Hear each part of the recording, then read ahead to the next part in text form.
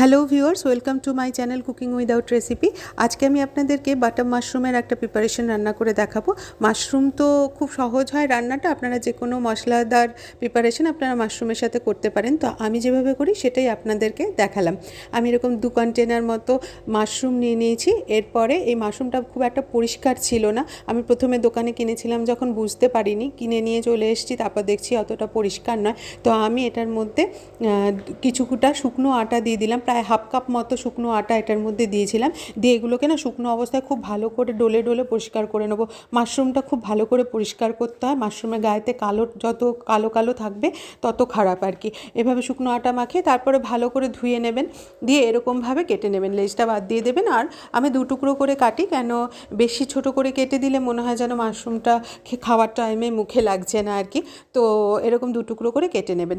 আর লাগছে মটরশুঁটি, আর নিয়েছি 2টো মিডিয়াম সাইজের পেঁয়াজ। এছাড়া এক্সট্রা মশলা তো অ্যাড করতেই হবে। তো আমি এটা সর্ষের তেলে রান্না করব, আপনারা চাইলে সাদা তেলেও করতে পারেন, আমার মনে হয় সর্ষের তেলেটা খেতে বেশি ভালো হয়। তো ঠিক আছে, এবার আমি প্রায় এখানে 5 টেবিল স্পুন মতো সর্ষের তেল আছে, আর ওই 2টো পেঁয়াজ কুচি ভালো করে কুচি করে নিয়েছিলাম। দিয়ে এবার পেঁয়াজটা ভালো করে ভেজে নেব। পেঁয়াজটা কিন্তু একদম লাল করে ভাজবেন না, এই হালকা পিঙ্কিশ কালারের রং এলেই ওটার মধ্যে আদা রসুনের পেস্ট দিয়ে দেবো আমি। তো এটা কিন্তু ধাবা স্টাইলও বলতে পারেন, কেন আমাদের এখানে সামনেই একটা ধাবাতে ঠিক এই স্টাইলেই বানানো হয়। ওই দাদা আমার খুব পরিচিত বলে উনি আমাকে প্রিপারেশনটা বলেছিলেন। তো তারপরে দিয়ে দিলাম টমেটো কুচি। এটা কিন্তু খেতে সত্যি খুব ভালো হয়, একবার ট্রাই করবেন অবশ্যই। তো টমেটো কুচির মধ্যে একটু নুন দিয়ে দিলাম যাতে তাড়াতাড়ি গলে যায়।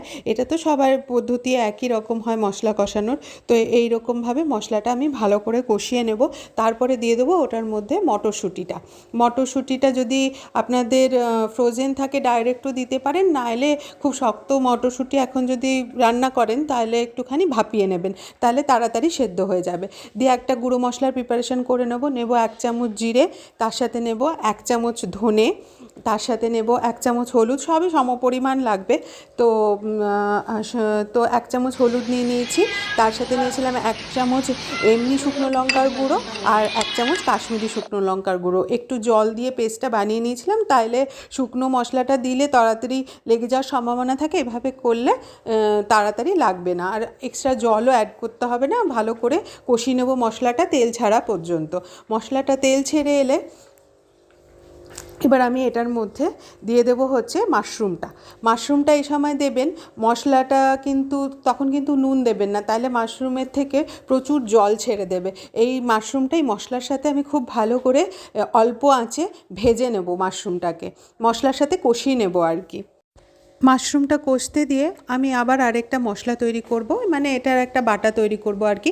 এইখানে নিয়েছিলাম 4-5 কোয়া আমন্ড আর 2-3টে কাজু বাদাম। এটা আমন্ডটা বেশি হলেই ভালো হবে, তো আমন্ডও নিয়েছিলাম, কাজু বাদামও নিয়েছিলাম। আমন্ডের খোসাটা ছাড়িয়ে নিয়েছিলাম 2 চামচ টক দই, আর দিয়েছিলাম 1 টেবিল স্পুন মতো ফ্রেশ ক্রিম, আর দিলাম একটু ডেসিকেটেড কোকোনাট। আপনারা এখানে চাইলে ফ্রেশ কোকোনাটও ইউজ করতে পারেন, তো আমার কাছে ফ্রেশ কোকোনাট ছিল না, আমি ওটা একটু জল দিয়ে পুরো ব্যাপারটাকে ব্লেন্ড করে নিয়েছিলাম।